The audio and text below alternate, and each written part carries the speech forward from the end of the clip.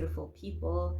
It is Oboitshepo here, and I am so blessed and so happy to come and share a word with you guys today. So the word that I have for us guys actually came to me just yesterday.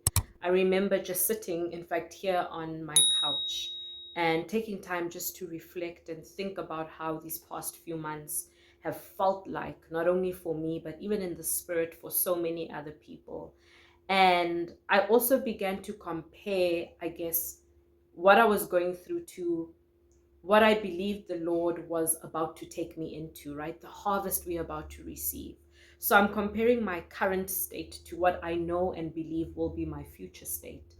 And upon that realization, right, or just in that moment, I realized that I am so thankful for the suffering. And in that moment, the Lord just filled me up with so much joy. He filled me up with so much peace, knowing that there's peace and there's joy that can still be found even in the midst of suffering, of pain, of discomfort, or even of confusion, right? There is still a sense of peace and comfort that we get from the Lord, because we know that this moment of wilderness, or this moment of lack, this moment of complete uncertainty, will never go in vain. The Lord has something that He has purposed for this season. So the realization of that brought so much peace and so much joy. I actually began to thank God for the suffering, and that's what I said. It's okay that I'm suffering. Thank you, Lord, that I am suffering. And I felt very strongly that I want to come on today and just encourage someone. It might be such an odd thing to say, you know. Maybe some of you have already come to this realization. Maybe some of you have already made this prayer, but it's okay to make it again. I wanted to come on and just encourage us to thank God for the suffering. Thank Him for the moment of lack. Thank Him for the suffering. Thank Him for this period of lack, this period of chastening and rebuking and even resetting. Thank Him for it. I believe this is rooted in some of the questions I've been asking the Lord for these past few months, actually, at least 2 months now, if not 3. I remember going through a time of just feeling completely down, completely sad, completely discouraged. And I began to ask the Lord, like, is this an attack on my emotions? Is this an attack on my mind? And I don't know why, but for some reason, it seemed absurd to admit or accept that the enemy would actually be after the way I feel. I don't know why that was an odd thing to believe or accept, that the enemy would actually launch an attack on my emotions. I thought, that's so petty, you know.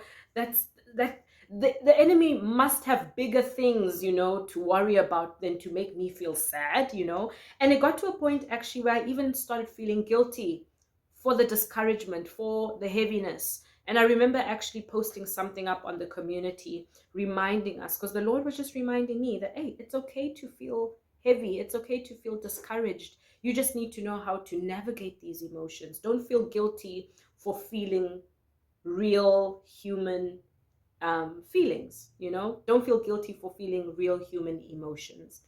So as I was just asking the Lord this, and I swear, guys, I was asking Him maybe every day in a period of 2 weeks, like, God, is this, what's happening with my emotions? Is this the enemy? Is this me? Like, am I, you know? And so I remember reading, what was I reading? I do not even remember. I think I was just reading, you know, the Gospels, Matthew, Luke, Mark.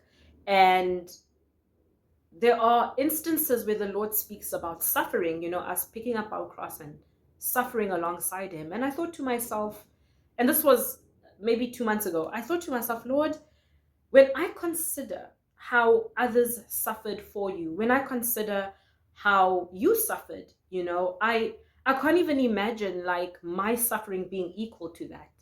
In fact, it got to a point where I said to the Lord, I don't actually think I've suffered, to be honest. I could not find an area of my life that felt like, yeah, this here I'm suffering for the Lord, you know. But this was only in comparison to being stoned, to being killed, to being crucified, to, you know, I was like, no, God, there's There's no way. And that almost made me feel left out. I was like, but Lord, I want to carry my cross for you. I do want to suffer for you, you know? And right now, it doesn't feel like I've suffered because I haven't been persecuted to this level. I haven't been shipwrecked. I haven't gone to that extent where all of it is because of you. So I don't think that I can constitute any of the pain or worry or disturbance or whatever that I'm going through as suffering. So it made me feel, I don't know, not bad, but it just made me feel like, what is my suffering? And that was just a question that was in my mind. So imagine this question of wondering, God, what is my suffering? Because I don't feel like I suffer for you. And while I'm having this question in my heart and I'm bringing it to the Lord, simultaneously I'm saying to the Lord, I'm feeling so discouraged. I'm feeling so sad. I'm feeling so this and that. Is this the enemy? Is this an attack? No, it can't be an attack. The enemy can't be concerned with the emotions of believers. Like, really? That's just my thought, right? And so these two, I guess we could call them schools of thought. These two schools of thought are taking up space in my mind at the same time during these few months. On this side, I'm trying to figure out, why is my soul so downcast? What is taking place? Why is the spiritual attacks and spiritual warfare so increased in this season to the point where it's draining me mentally, emotionally? It's tough. I don't think it's ever been this difficult ever. And I know so many of you can relate to that. On the other hand, I'm like, but Lord, I'm not suffering for you. Show me, like, what is my suffering? Because I'm looking at Paul, I'm looking at all your disciples. They were killed for you, taken to court for you, put in jail for you. I've never gone through those things. So what is my suffering? And it took me a while. It really took me a while asking these questions. And one day the Lord had to just, in a sense, educate me that you've given up relationships for me. You've given up desires for me. You've given up even the things that you wanted to do, the way you wanted to live, you know? And I'm not necessarily even talking about bad things, you know? Some of us may have wanted to go into specific industries, specific fields, but because you were living your life for the Lord, you allowed Him to direct your steps, right? You've had to give up so much.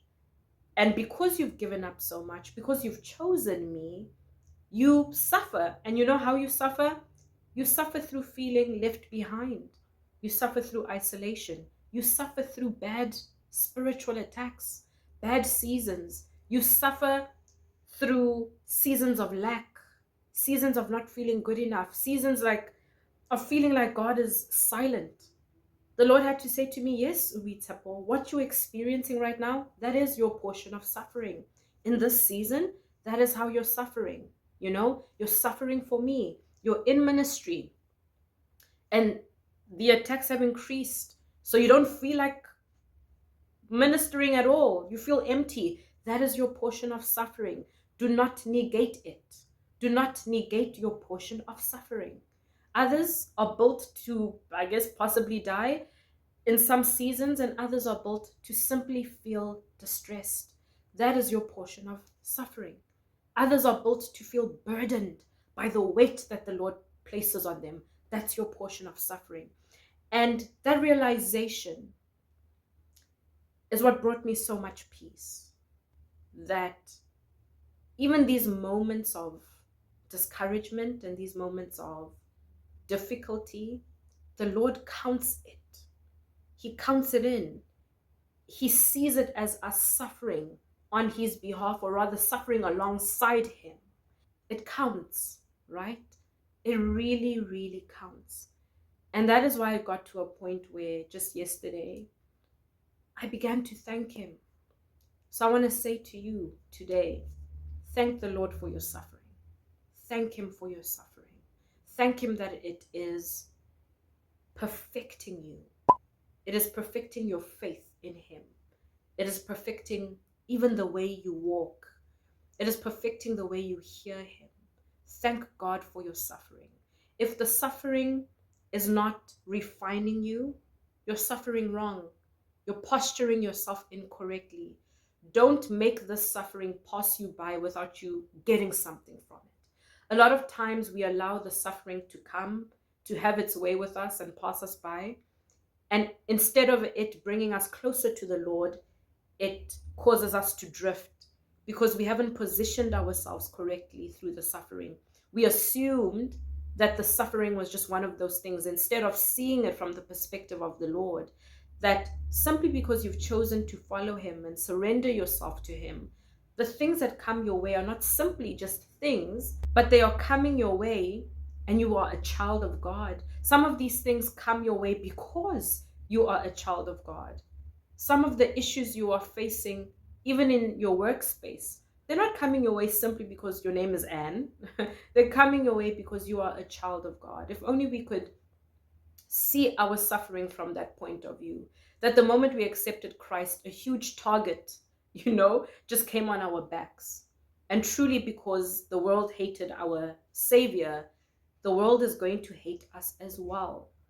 I really pray that somehow the Lord gives us a different perspective and understanding of the season that we all find ourselves in. And that somehow organically we get to a place where we say, thank you for this difficult season. I know you are doing something in me. I don't know what it is, but I know that when we are done here, I will be perfected. I will come out as gold. The Lord will refine us, purify us, and continue to sanctify us, especially in these times of hardship. So may we not despise them. May we not become numb to them. May we instead open up our hearts and say, Lord, this is painful. It is uncomfortable. But whatever you're doing, do it, and do it well. Be thorough with me. Because when I'm done here, I don't want it to be in vain. When I'm done here, I want to experience you in a different way. I want you to show yourself in a different way. I want you to come through for me in a different way. If the level of my suffering equates or equals the level of how you are going to come through for me, that's good. Let's go. May that be our heart's position. Before we end, I just want to read Romans 8. If we are his children, then we are his heirs also, heirs of God and fellow heirs with Christ, sharing his spiritual blessing and inheritance. If indeed we share in his suffering, so that we may also share in his glory. Your suffering is not in vain. It will count. It will count. It will even count on that very day when the Lord brings us before his judgment seat.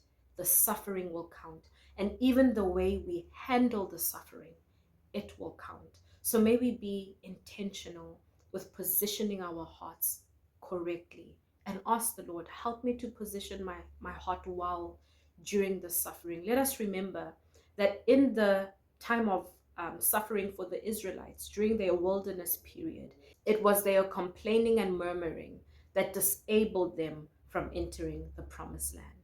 The way we behave, the things we say, the things we do, the way our hearts are postured during the suffering counts. May we remember that we suffer with him so that we will also be glorified with him. I pray that this blesses you guys. I love you. Bye-bye.